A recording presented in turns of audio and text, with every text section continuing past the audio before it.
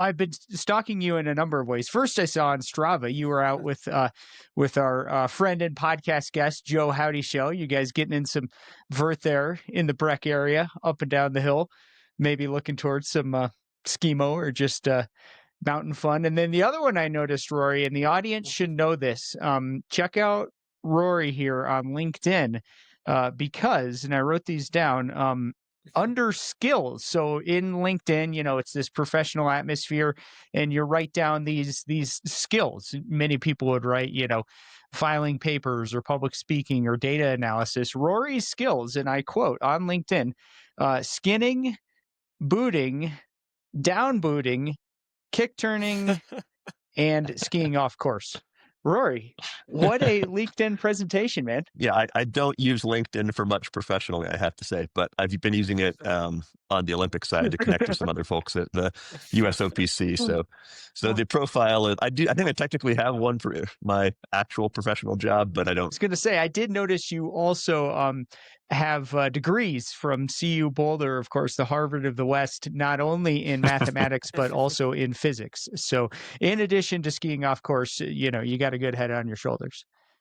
It gives you something to think about when you're out there lost in the woods. Rory, let me know if you want some free career advice from your younger friend. I might change that to working in a variety of skills in a fast-paced environment with other people and finding solutions. Always looking for advice. No, I feel like after Brian Smith retired, from skiing off course, someone had to take the crown, and I'm there. Right. And it's good because it's good to have people skiing off course that are racing towards the front. So Smithy did a good job doing that, and then now you're doing that so that there's a track heading off course that we can all follow. I think my favorite is I took an entire A-Basin race out of bounds. Ski Patrol was not psyched on that, but yeah, we all booted a closed area of the resort. Well, I don't know. It's your fault for following me. Don't forget, Rory, we led about 400 Grand Traversers in 2019. That's right. Several hundred feet above the valley floor where they did not need to be, and then crossed a gully in a much steeper place than we needed to, and we turned around and there was 400 headlamps, lo and behold, coming off course right behind us. So lo and behold, I take no credit for that one. You guys lived there. That was all on you. Right. I was just a tourist. My fault, but you were alongside for it. True. Now, we've definitely got some, probably most of my stories, the best ones are what happened when I went off course. I love it. Well, Cam was just saying before you got on, Rory, Cam, you got a story from Rory last winter, and you've got this very interesting role here, Rory, with Team USA. I don't really know what it means, but Cam had a story that alludes to it, and I want to hear more about it because it seems like you're doing really interesting stuff, both on the hill and then very much behind the scenes for Skimo here in the USA. Well, not too much on the hill. But yeah, tee it up for me, Cam. I'm curious what your story is. Yeah. Let me kick things off for you. So what I think is a really interesting theme that I'd love to hit on today for everybody is the changes that you've seen in Skimo, in the roles that you've had over the years. So you were there for some of the early, or maybe one of the first couple Power of Fours. You were there for all the Joe Reese Cosmic Series. You were there for like this chatter of Olympics in 2018, then 2022, and you've saw Scarpa F1s coming into the country, and like saw kind of like the infancy of the sport in that realm, where we skied off course more often than we do now, where we kind of looked up the ISMF World Cup schedule on our own and pieced together a little trip and figured it all out with no support from the federation at the time, with some hardworking volunteers doing everything they could, but just not a lot of support once we got on the ground in Europe. And we're doing it all ourselves. And then fast forward a few years, and you've since, let's call it, retired from your illustrious World Cup racing career with, I think there could still be a comeback in there, but you can say you're retired for now. And you're now serving on the Athlete Advisory Council as a liaison for US Skimo to the USOPC, and representing the current US Skimo athlete. So as a part of that role, you came to the World Championships earlier this year in 2025. Yep. And Awesome to the see you all. first, it was great to have you there. And I think the funniest story is you were watching the relay race, which Jesse and I had completed that morning. We had just finished up, and I started thinking about vertical racing the next day. And we're about half an hour from the main village where all the races were and where we were staying. And I was cooling down on the spin bike that someone had set up for me while Coach Oscar was folding my skins, and I had this tent over me to keep the sun out of my face and any precipitation off of me. And I was like sipping some electrolyte drink that Dr. Paisley handed me, and again sitting on this spin bike, and I looked at the clock and I realized that I was getting close to my physio appointment where I had a massage waiting for me. And I raised my hand and said, "Wait, who's driving me back to Morjan for my massage?" And and you stood there and watched this whole situation happen 10 years after you and I were bouncing around Europe, cramming into tiny little rental cars, figuring it all out on our own. And so that's a theme I'd love to hit on today, is the changes you've seen in Skimo. So to tee you up, can you talk about just give us a recap and a synopsis of who Rory the Skimo racer is, and then this role that you found with the USOPC? Sure. Yeah. I'll give you like a brief version, and if you want me to elaborate more on something, let me know, because I could probably wander into the weeds on just the USOPC thing for hours and hours.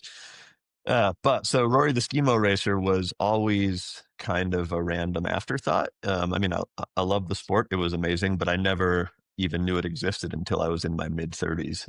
So like think about that, Cam. You're 30, yeah. So 5 more years to your career, and that's how old I was when I started Skimo racing. And I started Skimo racing because I was a bike racer, and there was always this great bike race at the end of the year, road bike racer in Steamboat Springs. It was kind of like the last big race of the season. Most of us hung it up for the winter after Steamboat. And so after the final day of the stage race, we all went back to our little condo and showered up, and we were laying around on the floor, just kind of shooting the breeze after the last bike race of the year. And I asked a buddy, like, "Man, what are we going to do now?" And he was like, "We should do the Grand Traverse." And I was like, "What the hell is that?"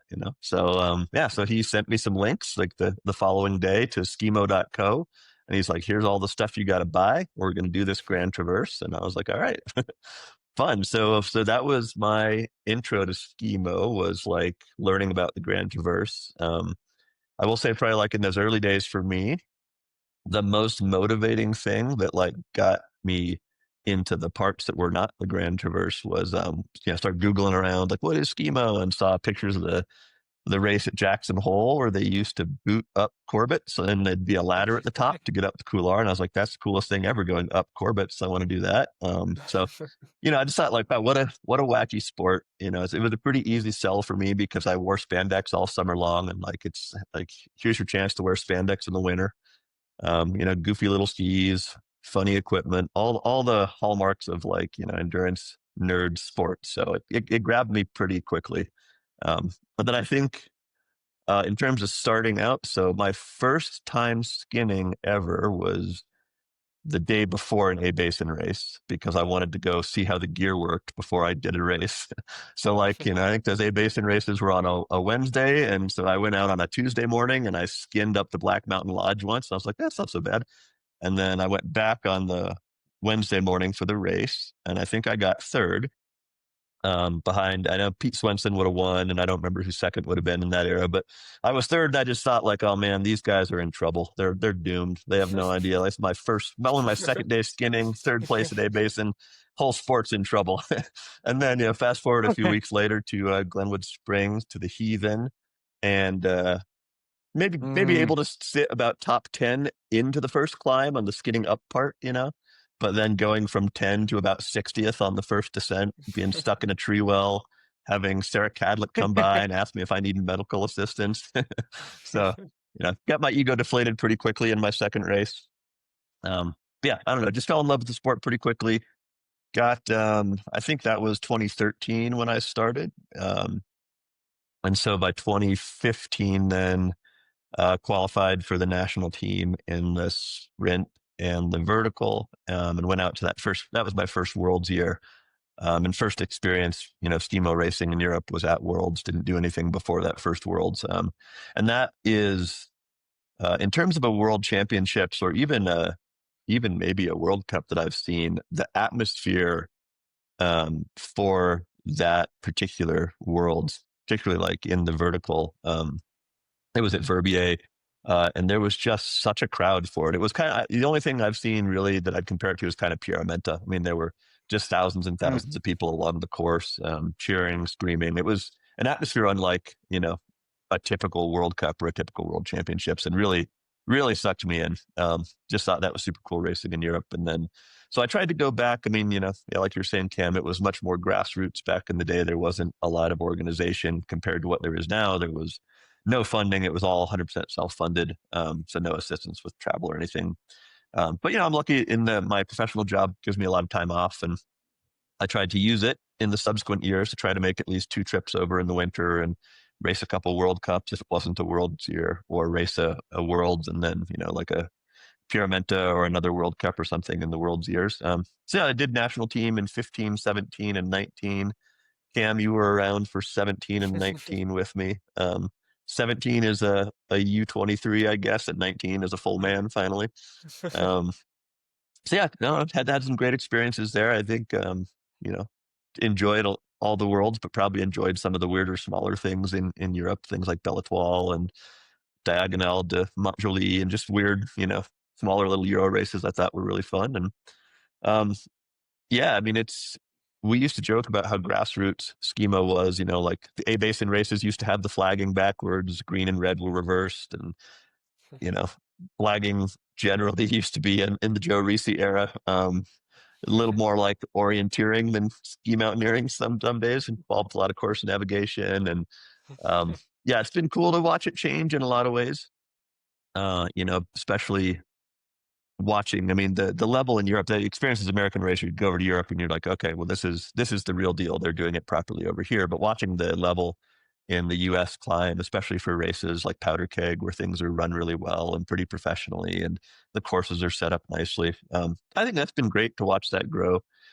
I understand watching the sport evolve into the Olympics. Even, quick tangent, back in 2015 in Verbier at the Worlds, Yari Hyatt, whose last name, what was Yari's last name in 2015? You remember her old last name? Kirkland. She was Kirkland. Kirkland, there we are. Yeah, Yari Kirkland in those days. Anyway, we were there in Verbier, and she had a friend that she went to college with, some man by the name of Moose. But Moose worked for the IOC, and Moose was there watching Worlds, thinking about including the Olympics including Skimo in a future Olympics. So even in 2015 at that Worlds, it was kind of on the radar, at least at the IOC level, and got some of us excited. And I think there's been some frustration from old Skimo people in a lot of ways watching it kind of, like the races that drew me in are kind of the romantic ones, the beautiful, you're out there way off piste in the middle of nowhere up on a ridge, and it's really scenic. And, I think those are what grabbed a lot of us initially. And so watching things kind of down select for the Olympics to sprint and mixed relay, I think I understand some people's frustrations with that, but also understanding that basically every sport in the Olympics, I mean, almost all of them are sort of compromised for that format, at least initially. So I think it's also been cool watching the disciplines evolve, because it has become an Olympic sport and people are really focusing on these disciplines now. So kind of watching you guys evolve all the techniques for transitioning and how much faster people are really getting and how much more efficient they're getting in these disciplines as they're focusing on them has been pretty cool. The actual job that I'm doing on the USOPC side, I don't know how much you want to get into that right now, but that's been pretty eye-opening too. It's such a complicated thing, the Olympics. I don't really know what to compare it to other than something like an organization like the UN, right? Because it's so scattershot, where you have all these organizations. Like at the top level, you have the IOC, and the IOC recognizes for every individual sport, the IOC recognizes an international sport governing body. So like in our case, the ISMF. And then the ISMF recognizes national sports governing bodies, like the ISMF recognizes USA Skimo. But then the IOC also recognizes national Olympic committees. So IOC recognizes USOPC. And normally USOPC, like the national governing bodies, are recognized by the National Olympic Federations. Not so in our case. Skimo's kind of an outlier because it's internally managed by USOPC. So like USA Skimo just has a memorandum of understanding with USOPC, which the structure of that has led to a lot of really complicated, inefficient things, at least from my point of view, in terms of trying to set up the rules for how the Olympics are going to work for all the athletes. I think that's been somewhat unfortunate, but the job that I'm doing is like Cam said on the athletes commission side. So like that's in a way that in a normal federation, that would be really important because it would kind of be like all the athletes, if they had concerns, et cetera, would bring things to me as sort of a neutral party to talk to the federation.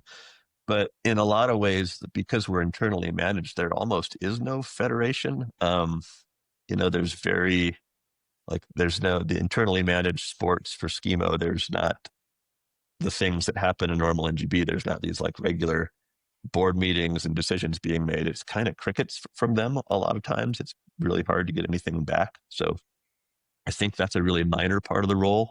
The other part of the role actually is being on what's called the Team USA Athletes Commission.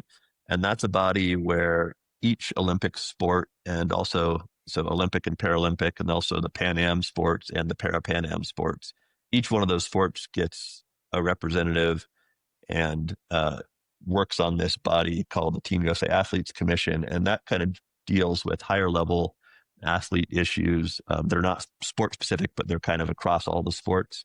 So things like, it's really being, watching Skimo being kind of an outside sport, there's a lot of sort of like hopes for the future because on the Athletes Commission, they discuss things about, like getting athletes better health care, getting athletes better stipends, getting athletes more direct support, how much they get paid for, travel, how much they get paid for things like Op Gold for winning medals, how much they get for various sponsorships and name, image, likeness deals and things like that. All this stuff that Skimo doesn't have yet because it's our first year and we're not a real sport. But the Athlete Commission deals with a lot of things on that level. So I think that has been a really hopeful part of the sport. That's a really well-run body, sort of in contrast to the internally managed Skimo side. The Athletes Commission is very functional and it's led by really professional people. The meetings are always very helpful, but it's kind of looking towards the future. Like this is the thing that we need, where we need to get Skimo to go to sort of operate how a lot of these other sports are operating. So I don't know. That's kind of the really high level role, maybe high level view of what I'm doing at USOPC. I'm curious, how did you find out about this job? How did you even know it existed? Did you seek it out? Were you recruited?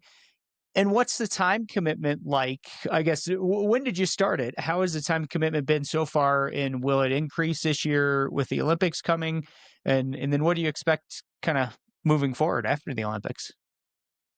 Yeah, so I found it basically normally to have a role on the Athletes Commission, you have to have been a Team USA athlete within the previous 10 years. And the definition of who's a Team USA athlete is basically anyone who has been to an Olympics or been on an Olympic qualifying path. So, so like anybody that is Olympic qualified on the US national team right now, they're Team USA athletes because they've been, representing their country at an event that would qualify them for the Olympics. That makes them a Team USA athlete by definition. Skimo being a first year sport, they had to include basically people from the past, right? Because no one had been to an Olympics yet, but we had people that had represented the US in international competitions.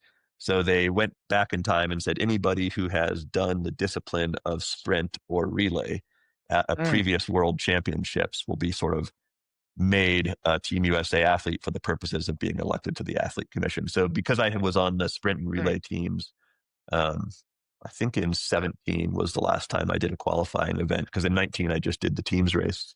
But so 17, sort of gives me eligibility to be elected through 2027, because you have to be what's called a 10-year athlete. So 10 years from your last date of competition. So yeah, anybody that had done sprint or mixed relay at Worlds in the previous decade was eligible. And so they sent out a list, sent out an email, USOPC did, to those of us that were eligible. A few of us then said, yeah, I'm interested in this position. And so it went to an election. And the election was basically a list of also anybody that was eligible, right? So any other Team USA 10-year athletes were eligible to vote. So, and for some reason they voted for me. So that was cool. I don't know why we had to make a little statement, but yeah. So that's how it came up. This will be like, the term is what they call a quad. So basically a Summer Olympics to a Summer Olympics. So normally, like after the Summer Olympics is when the elections happen. So normally, like after Paris this year, a bunch of new people were elected. So, Paris ends in July, and then usually like August, September, October is when the NGBs all do their elections for who's going to be on the athletes commission. But because Skimo was new and they realized they needed a person, I was actually elected the previous April instead of this fall.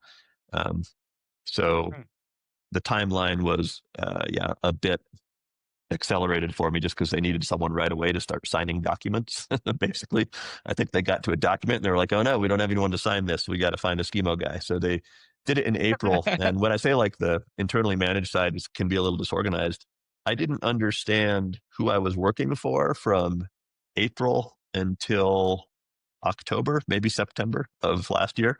So there was this period of like 5 or 6 months where actually I got elected, and like part of the USOPC was like, congratulations, you've been elected. And I was like, oh, sweet. And I just thought I was working with USA Skimo. And so like I had been like emailing and working with like Milan and Jeremy and Sarah at USA Skimo a little bit, thinking that that's who my boss was. And it actually wasn't until one of the athletes on Team USA Skimo was interested in healthcare and sent an email saying like, hey, are we eligible for healthcare? And I was like, oh, sweet, I got this. I'll help out. And so I emailed basically Elite Athlete Health Insurance, is kind of like the USOPC's healthcare program. I emailed them. I was like, yeah, Skimo's a real sport now. And, this athlete is eligible for healthcare, blah, blah, blah. And that kicked off enough of a firestorm, that email, that my actual bosses at USOPC were like, oh yeah, right, that guy, we elected him. We should probably set up a meeting and talk to you. So yeah, it's been tough on the internally managed sports side. I mean, I think if an athlete hadn't asked for healthcare, I might be sitting here today not knowing who at USOPC I was actually supposed to be working for. So I'm glad you found that out. I mean, I thought you worked for USA Skimo as well. So no, it's yeah, I mean, my association with USA Skimo, technically I'm the only thing I do for them, like on paper, is I'm on the nomination and governance committee, and I've been on that committee for a long time. So when someone else wants to get on USA Skimo's board, it goes through the nomination and governance committee, and I'm on that. But that's a really, that comes up a couple times a year that we all meet and talk about a candidate for the board or something. But officially in the athlete commission job, there's no connection to USA Skimo, other than, folks like Sarah and Oscar and Jeremy and Milan are much easier to work with than internally managed sports on the USOPC side. So they have been really generous in including me on a lot of things, because this disconnect between the two organizations is pretty tricky to manage. And if USA Skimo wasn't allowing me the access they've allowed me, then it would be really, really tricky to get anything done. So yeah, it's been really nice actually working with all the folks on the USA Skimo side, all people that I knew from my days of competing and stuff. So, that was fortuitous actually, that they're as open to it as they are. Excellent. A question for Cam. As an athlete on Team USA, Cam, of course, Rory personally, as you said, former teammates, etc. Have you interacted with him professionally, sort of in this USOPC role, or have you seen your teammates again coming to him as a resource, or what have you seen as an athlete? Yeah, it's been interesting because like Rory to us is that liaison, right? So there's this faraway organization of the USOPC with this huge reach and like the power to execute all these different tasks, and then, as Rory described, Skimo's kind of finding its way and its foothold in that greater umbrella, but Rory's sort of our access point to at least send it up the chain. So I'm quite interested in getting on that health insurance plan and talk to that athlete that reached out to Rory and things like that. Like we're sending things up, and then sometimes you don't hear from, or sometimes you don't get a positive response, like health insurance is kicked down the road, for example. But Rory has like sent me some grant opportunities that I applied for through Team USA, and like helped me get set up with an account through the USOPC, where they set up a lot of things, like all those like education grants, young family grants, all kinds of things. Nothing that I've been awarded yet, but it's always good to throw your hat in the ring. And then things like a big thing, this will come out post Solitude, so things will have probably changed by the time people are listening to this, but a big thing was our selection criteria for if we were to earn the quota spot for the 26 Olympics, who would fill that. And that was worked on jointly with USA Skimo and USOPC. It came out, and then a lot of athletes had concerns with it. And we sent that to Rory. He said, "Oh, like, I hear you. That's right." And then he went to the USOPC and is kind of that acting liaison. So there's a lot of work to be done on his end, and so we're glad that he's in that position. And I'm fighting those sometimes frustrating fights and uphill battles and skinning up that slippery skin track to fight for us at that level. And Travis, you mentioned like the time frame of Rory's commitment. I know it ends in some far off date that I can't really comprehend, like 2027 or 2029, like something that doesn't really make sense in my mind. And Rory's brought up, like, I don't plan on doing this for another quad or 10 years after this point. Like, would anyone be interested in taking this from me? And based on his experiences so far, there's not been a super loud response to that call to action. So we're hoping Rory just does this for a few decades, actually. Well, I think on that, I think I'm only my term goes basically through the LA Olympics. So like after the LA Olympics will be the elections for the next people. And my last official meeting will be in January of 2029. And that's a joint meeting with whoever the new rep is and the old rep. We all go and the whole athletes commission meets. And that's kind of a handover, passing of the torch meeting. So January 2029 will be my last meeting, but then the previous fall sometime, the new rep will be elected. And so I'll be kind of out sometime in the fall of 28. I have a lot of good ways to sell it, Cam. Once we start approaching 2028, I'll get you guys all fired up. Like I said, the part of the job that's the Team USA Athletes Commission stuff is that's really good. And I have a ton of positive things to say about that. That's a great group and a ton of awesome people. Being able to network with the other sports and the other people in the organization is really helpful on that side. But I don't have to get you excited about that until 2028. So I won't get you too fired up now. Yeah, keep your cards close to your vest for now so that you can trick me down the road. Because, like I said, I can't really comprehend 2029. It doesn't really make sense in my head. The other thing, though, that is alarming. So this is something I just spoke to the Athletes Commission people about we had a meeting out in Utah a few weeks ago. And so like all my effort right now, where I'm spending time, you asked Travis about like the time commitment. It was really low, like around the Paris Olympics, right? Everybody was doing things for summer games, and internally managed sports wasn't even talking to me yet. And I didn't really know who my boss was. And so it's kind of like, well, this is a pretty easy gig. It has gotten really busy lately. That's because right now, like Cam said, we're trying to put together all the selection and qualification rules. We've been trying to do this for a literal year. Because we inside internally managed sports. I don't want to throw anyone under the bus when I'm complaining about this stuff, by the way. I mean, they have had their own challenges that I don't have great visibility into, but they've had a ton of staff turnover. So the people that were leading the project, that were basically like my boss at internally managed sports, we've gone through two of those people that have left on really short notice, 0-day notice in the first case and 1-day notice in the second case. And each time we've had these procedures somewhere in the pipeline to approval. there's a lot of bureaucracy on getting these things approved, and the process has had to be started over from scratch twice. We are finally making good progress on that now because internally managed sports realize they don't have people that can do this anymore. And so they asked for help externally and are getting help from basically normally you develop these procedures. They go to a team that approves them. The team that approves them is now helping us write them. So that really cuts out a lot of the red tape. And they've been fantastic to work with. So, but like, so right now it's probably averaging maybe 10 hours a week or something of working on this stuff. I think that's atypical because we're just trying to get all these documents through and get, everything sort of buttoned up properly. But, I think in a normal year, like, or a normal sport where we weren't internally managed, this wouldn't be my job.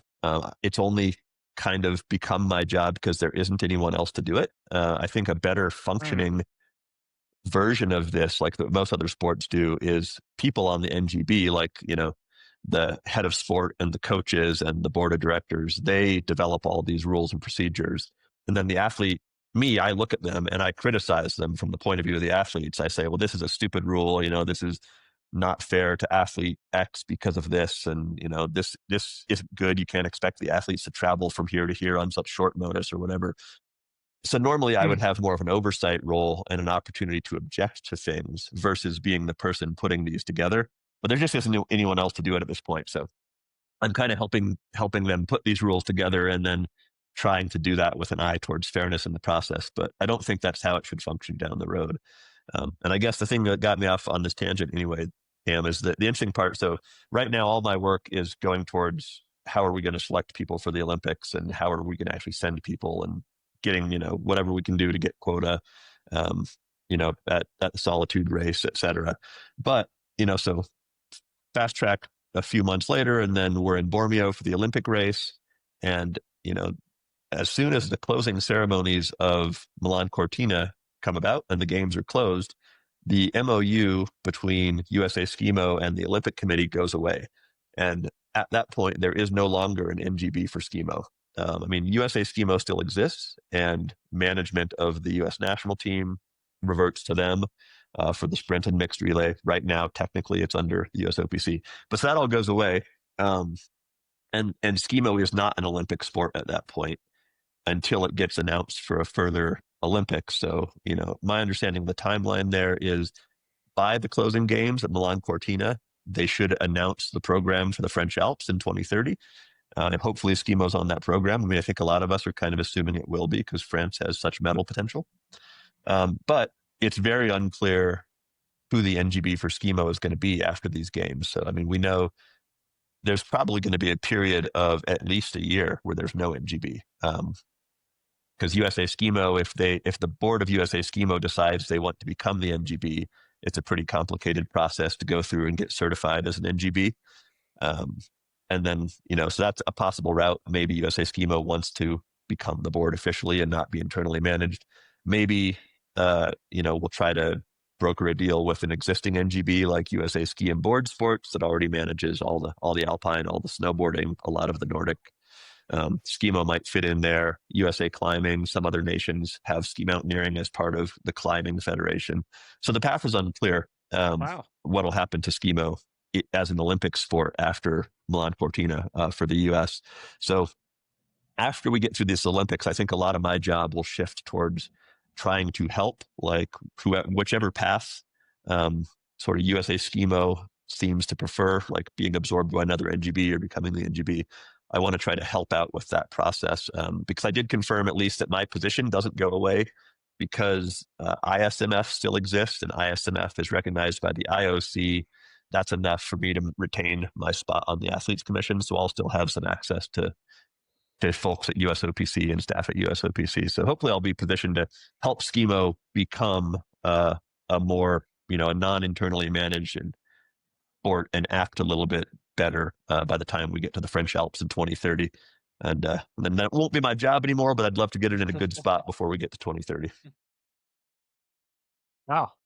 I find this fascinating, guys. From many angles, all of these different groups. I find it fascinating that we're recording this in the middle of October. We've got Olympics happening in February. Cam here is working hard along with other members of Team USA to try to get that qualifying spot. And it's amazing to me that the exact, fine print about should Team USA qualify, then who are the athletes who are actually in the Olympics?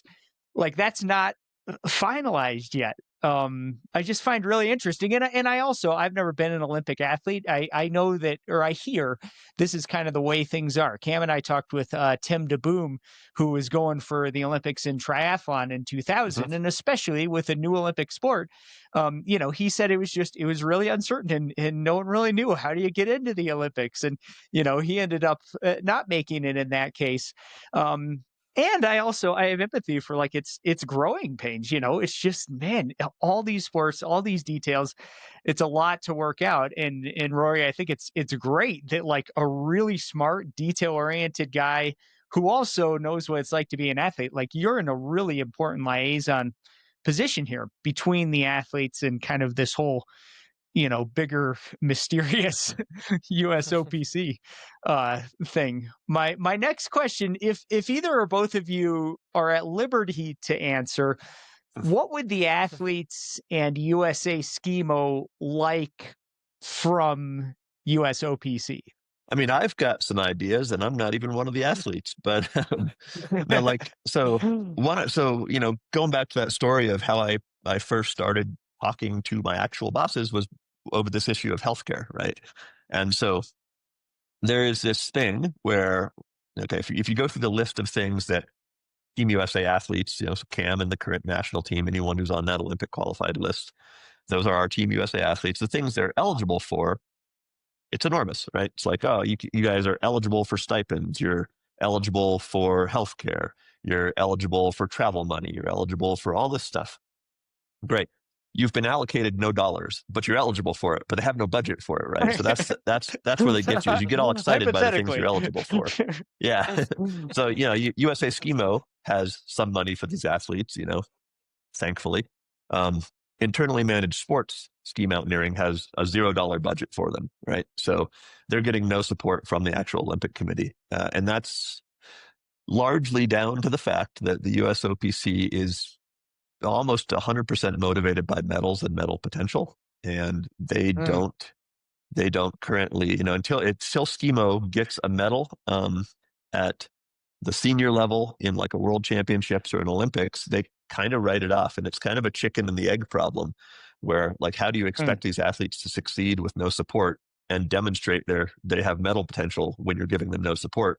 But then as soon as they get a medal, sure, you'll be like, oh, this is very exciting. Now we can give these guys money.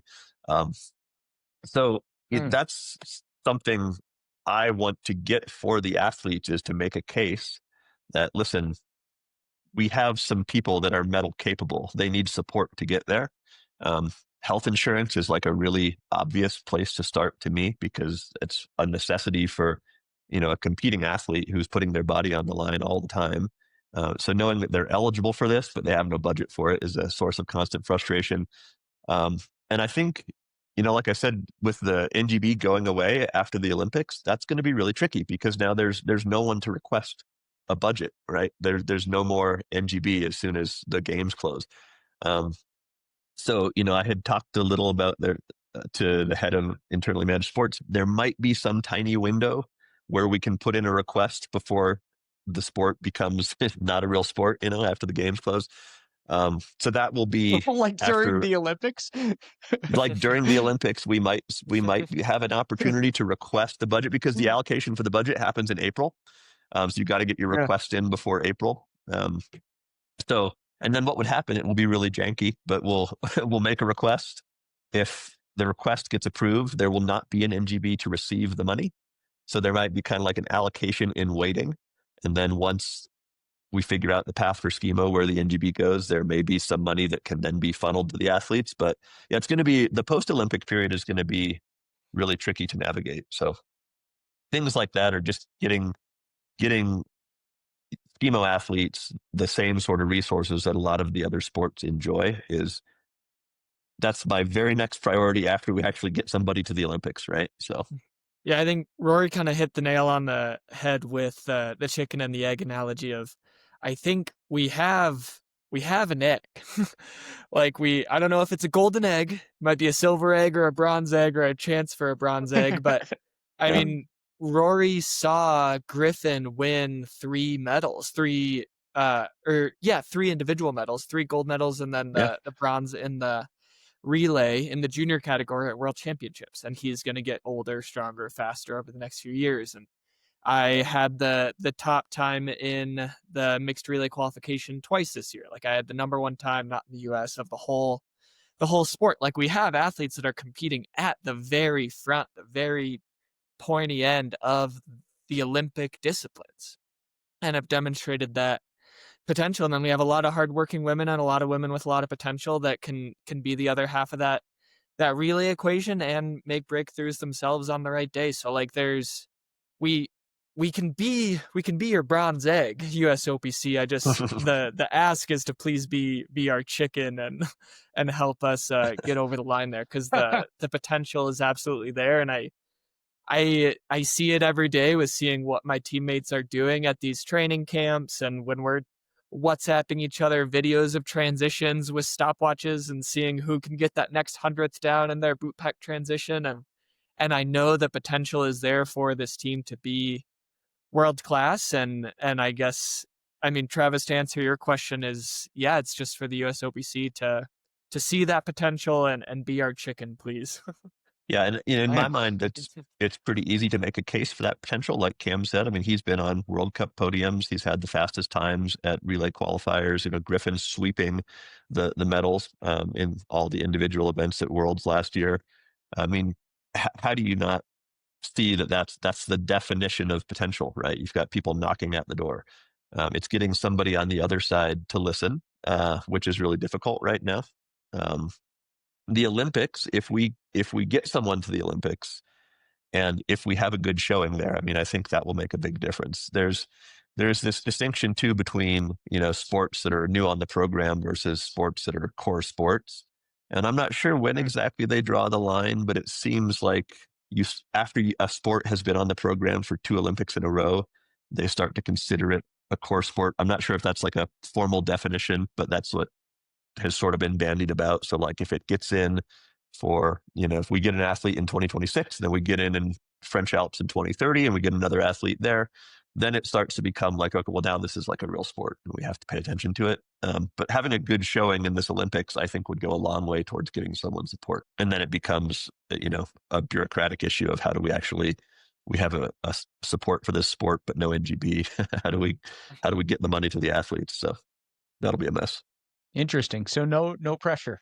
I hope that I'm sure most of the members of the USOPC listen to Skimo Gold religiously. So For sure. You guys both made a great pitch, and they are going to hear it. And I back you up. I'm all for resources towards Skimo as well. Yeah, I hope so. I mean, I know the number of folks there are at least aware of it. I mean, it is encouraging that like when I showed up as my very first time at a USOPC meeting, not knowing anyone and walking around the halls, I was walking through sort of the registration area and was stopped by a gentleman, Rocky Harris, and he's in charge of sort of, he's the chief of sport or the head of sports for all of the USOPC. And he stopped me and he said, "Rory, right?" And I was like, "Oh yeah." And he's like, "Hey, you're the new Skimo rep." And so just seeing that on that level, someone knew they had a Skimo rep and had taken the time to find a picture of me apparently and be like, "What does this guy Yeah. look like?" And I've got to go talk to him. Knowing that there are people at USOPC that are aware of Skimo and, do want to see it succeed, I mean, is encouraging. But now a lot of it is on the athlete side, unfortunately, to demonstrate that it can be successful. So yeah, a lot of pressure for the athletes. People, my friends and stuff ask me working on this Olympic stuff, like, "Oh, are you really jealous? You're an old busted guy and you're not racing." And I am not, because that sounds really stressful.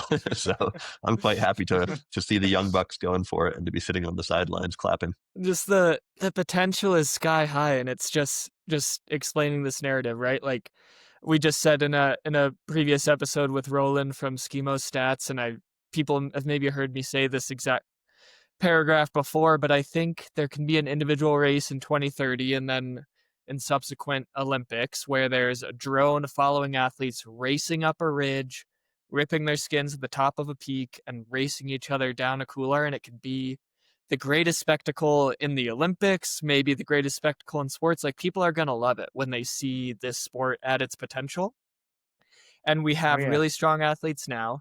In 2030, we can add a few disciplines that our athletes historically do better at and have shown even more proficiency than in the sprint and relay, and have a little bit more potential. And then in 2034, Griffin will be 29 years old and competing half an hour from where he grew up. So like at the same time, and this 4-time world championship medalist as a junior, at the same time that person is 29 years old, there could be drones on ridges and couloirs in the Wasatch in a home Olympics, with Griffin being the one skiing down. Like, the potential is enormous, through the roof, and it's just realizing that. And yeah, I mean, to some extent it is on us to do that on the snow instead of talking about how it's possible. So it's all in front of us, and yeah, it's just an exciting time to be part of the sport, and we'll do our best to make it to help realize that potential for USA Skimo, for Skimo across the world, and for all the next athletes coming up right now too. Totally. And that whole process too is like, but I think the potential for Griffin, Salt Lake 2034, getting a medal, that's a really exciting story.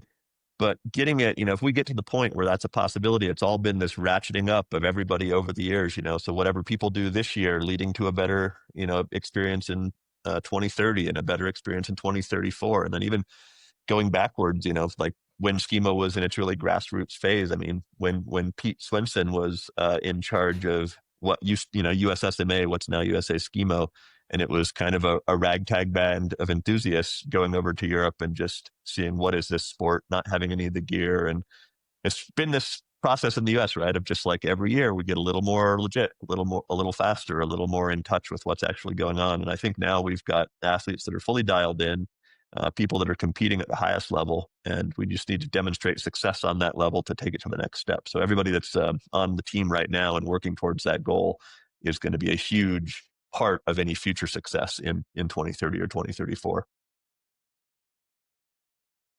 Excellent. Plus, Cam, you'll be doing my job when Griffin is at his home Olympics as a 29-year-old. You'll be the retired that was going to be my next question. No, I already have given Oscar a timeline of it'll be post 34, then I will be Oscar's assistant coach. So I'll be busy doing that. But I'm still competing in the next 3 Olympics before that. That's the timeline I gave to Oscar. So I got to get through that first. All right. I love it. I like that plan. Rory, job skills wise, I mentioned earlier on LinkedIn, again, we had the skinning, booting, downhill booting is a very challenging one. In real life, though, this job you're doing, Rory, it sounds incredibly dynamic to me. You've got networking, you've got all these interpersonal things. You probably have a lot of writing. You have reading these contracts. What are other skills that you're using in this position? And are those things you've learned? You haven't said much about your normal professional job. Is there an overlap in skills, or is this, sort of a new and growth-oriented venture for you? Yeah, more of the latter. I mean, there's not, so professionally on the other side, I'm a high-performance computing engineer at the National Centers for Atmospheric Research. So I basically work on climate and weather models and helping scientists optimize code to run on big supercomputers. It has very little overlap with what I'm doing on the Olympic side. But, obviously, the reading, big part of it, I do read. There are a lot of documents to go through. I mean, I'm involved in my professional life in a lot of really complex documents for the procurement of big supercomputers and things like that. So being able to read complex documents, I think the more important stuff on the Olympic side, it really is kind of the networking and the making connections, at least right now, because Skimo is so disconnected from so many things. And a lot of those resources that are out there are available, but only if you kind of make the right connections. And I think anybody, I've said a number of times that the Athlete Commission is a really highly functioning body. It's formed from people largely that are former Olympians and Paralympians, and people that are also, so you take the pool of people that worked hard enough that they got to an Olympics or a Paralympics, and then you sub-select from that group of people. Now, which one of those people has enough interest to volunteer for free, to put a lot of their time in towards the sport that they were successful in? And by the time you take those two groups together, you get a really amazing group of people that are super helpful and really high functioning, highly skilled. So most of those folks on the Athletes Commission are, as you would imagine a former Paralympic or Olympic athlete would be. They're really functional in other areas of their life too. And it's really a group that's pretty easy to communicate and feel comfortable with. I mean, that's one of the, on like just a pure personal enjoyment side, that's one of the really fun things, is going to these meetings and, in the coffee breaks between meetings or going out to dinner afterwards, sitting down and talking to the Taekwondo guy, talking to the rowing rep about what's going on in rowing, talking to, modern pentathlon, all these sports nothing about, but seeing what are their issues and, what are the silly things in their sport. And it's really cool making these connections. You realize too, it's a kind of a small world at the end of the day. There's a bunch of us from different sports that know people in common. Just, so some of the rowers, there was a guy, Cam, I'm not sure if Greg was around during your time, but there was a guy who's on the US national team for rowing, lives here in Breckenridge, that also did some ski mountaineering and was on, I think he was on the Pelvoux Worlds team with Max back in the day.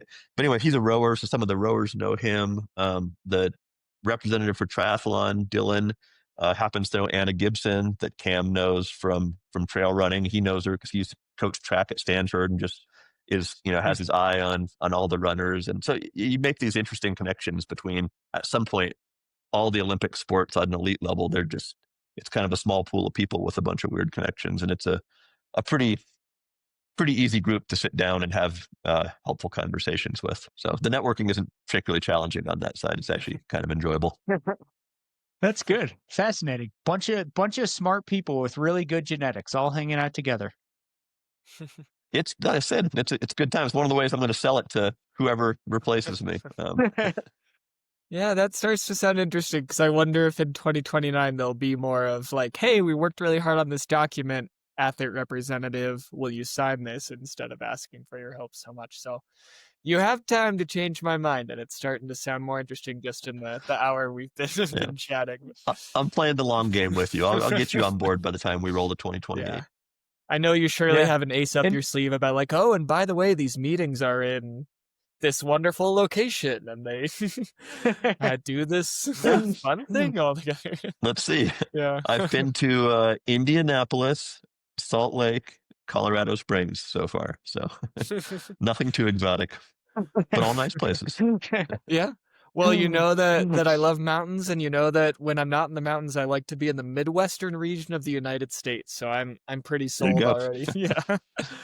Or you're just you're so much further ahead in your LinkedIn description of your day job, Rory. You talked about supercomputers and high tech software engineering. Like let's work on that USOPC LinkedIn. Like I guess you can't really say it's a heavy machine operator, but you can say that you operated highly technical equipment in dynamic environmental conditions in a fast-paced environment. Let's try to get that second LinkedIn account, your burner LinkedIn, up to snuff. I like it. You're going to have to be my consultant after we get off this call, and maybe you'll do some resume work with me.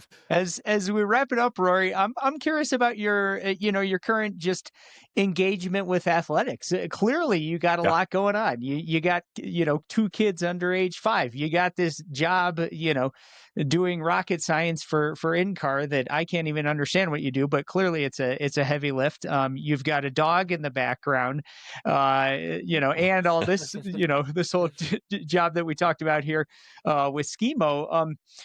What's the time available? What are you doing athletically? Are you competing at all? Are you just getting out for fun? Sort of where is your heart and your mind and your time now in that area of your life? Yeah, I'm vastly reduced from when I was actively competing, right? So I get out, it's like 4 or 5 hours a week now, and it used to be kind of 15 to 20 would be a normal week. So call me a quarter of the old volume, but then no specificity, right? Like it's all just like, oh yeah, I have an hour, I'm going to go for a jog, versus like there's no intervals, no, you know, I mean, none of that stuff is fun unless you have a goal. And I have no goal right now other than staving off dad bod, just being outside for enjoyment. So yeah, my dog back there, Indy, she's my number one ski partner. You know, I do get out. I mean, I still probably skied 100 and some days last year, but that's all just short local stuff here. You know, low angle trees with pooch. Um, you know, I said I have an 11-month-old, Travis. You can probably appreciate this. So I went on PTO. He was born November of last year. And so I basically had PTO December, January, February for parental leave. And I thought to myself going in, like, oh, this is going to be awesome. I'm going to like get back in shape. I'm going to start racing. I'm going to have 3 months in the heart of winter to do nothing but train.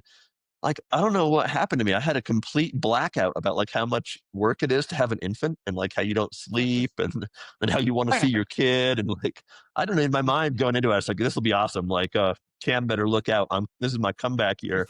And then of course, like, you know, your kid is born. You're like, oh yeah, I'm not, I didn't sleep at all last night. I'm not going out at 5 to do groomers in the dark.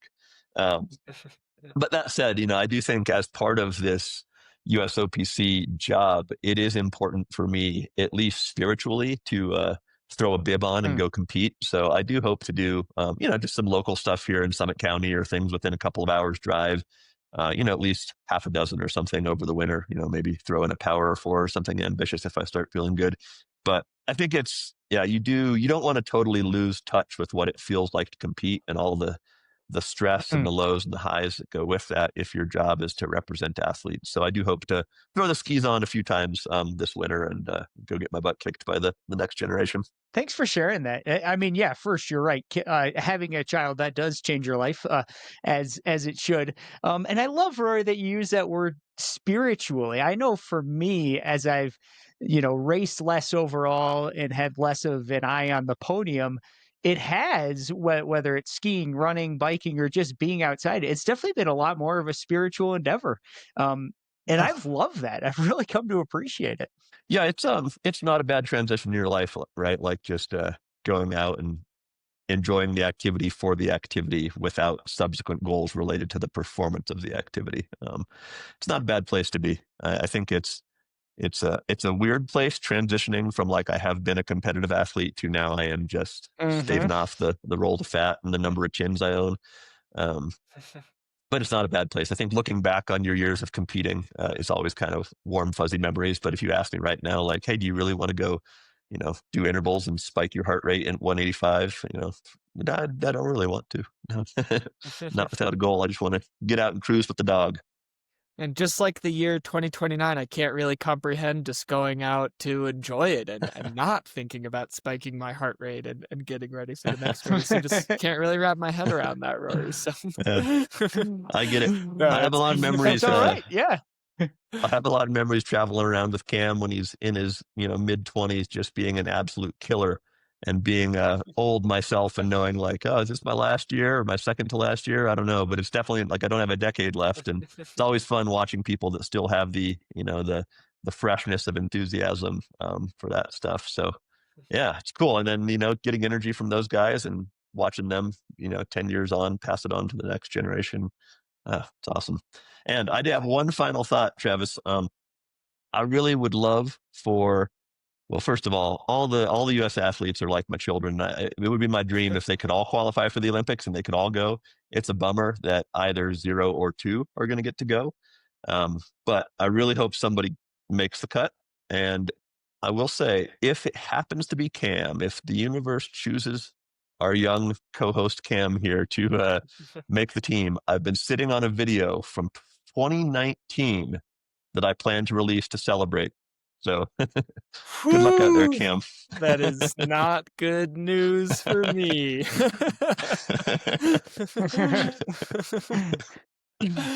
It's appropriate for all ages. Oh, good. Oh, good. Well, thanks a ton, guys. Appreciate it as always, Rory. Thanks for your hard work. I've learned a ton, and I think the audience is gonna appreciate it as well. I'm glad that you're in this important role, and I'm just excited as a fan, to see what Rory's doing on the detail end, what Cam and the team are doing on the athlete end. I'm just excited to follow all of it. Yeah, well, me too. So get out there and do some skiing, Cam. The rest of us are excited to watch. Can do.